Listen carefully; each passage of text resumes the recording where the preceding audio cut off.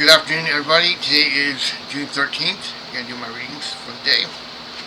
First one being just for today. June 13th, A Full Life. The program works a miracle in our lives. We become free to live. Basic text, page 11. Most of us, if we've been in recovery for any length of time at all, have heard some members complaining in a meeting about being terribly overworked, too busy for meetings or sponsorship or other activities. In fact, we may have been the complaining member. The days seem so full. Job, families and friends, meetings, activities, sponsorships, step work. There just aren't enough hours and days, the member complains, to get enough done and meet everyone's demands on my time. When this happens, usually there's a soft laughter from some of the other members.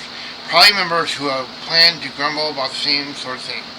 The laughter stems from our recognition that we are complaining about the miracle of the life that is ours today. Not so long ago, few of us were capable of having any of these problems in our life. We devoted all of our energy to maintaining our active addiction. Today, we'll have full lives, complete with all the feelings and problems that go with living in reality. Just for today, I'll remember that my life is a miracle. Instead of resenting how busy I am, I'll be thankful my life is so full. Ain't that the truth? Now I'll be reading the corresponding page in the basic text, page 11.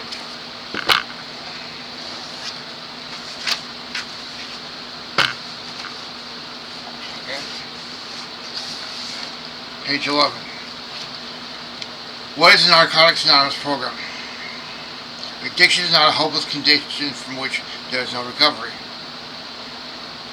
We meet addicts like ourselves who are clean. We watch, listen, and realize that they have found a way to live and enjoy life without drugs.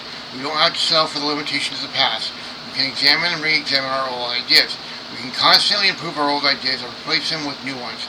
We have men and women who have discovered and admitted that we are powerless over our addiction. When we use, we lose. When we discover that we could not live with or without drugs, we sought help through NA rather than prolong our suffering.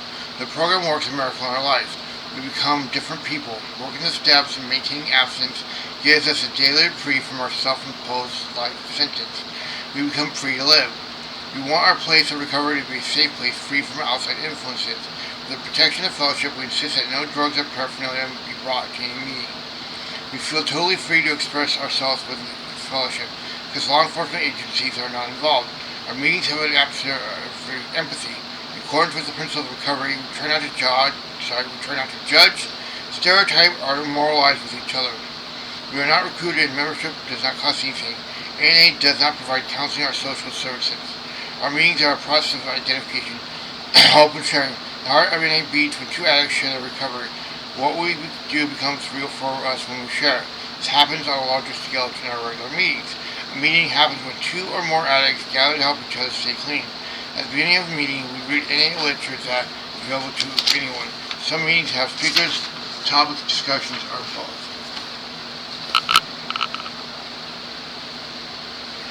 And I will be reading from Spiritual Principles Day, June 13th. Humility opens us to support. It's a tremendous struggle for most of us to stop relying on our own thinking and begin to ask for help. But when we do, we have begun to practice the principle of humility found in the second step. NA step working guides. Step 2, spiritual principles. Before recovery, pride and ego and denial are essential. Before recovery, pride and ego and denial are essential to our survival. They allow us to fake a fierce sense of independence.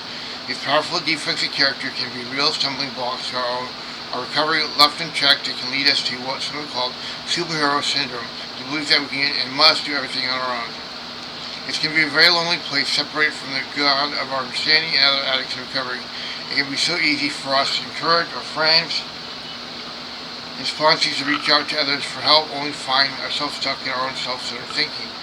In the second step, we begin to build a belief system and come to understand that two of us together represent a power greater than any of us on our own. In our active addiction, many of us perceive asking for help as a form of weakness, but we learn to be vulnerable enough to ask for support and find strength to surrender. For many of us, the sponsorship relationship is where we learn to trust someone and reach out when we are in need. Something clicks into place when we realize that we are not giving up our independence or problem-solving abilities, but by simply asking others to be there for us. Whether it's a shoulder cry on, experience with commitment, or learning how to do our laundry, we all need a little help sometimes. one addicts should, as they practice humility and become open to support others, our relationship becomes increasingly authentic. When we can let go of the idea that our way is the only way, then we can find some comfort in knowing that we are not alone in the process.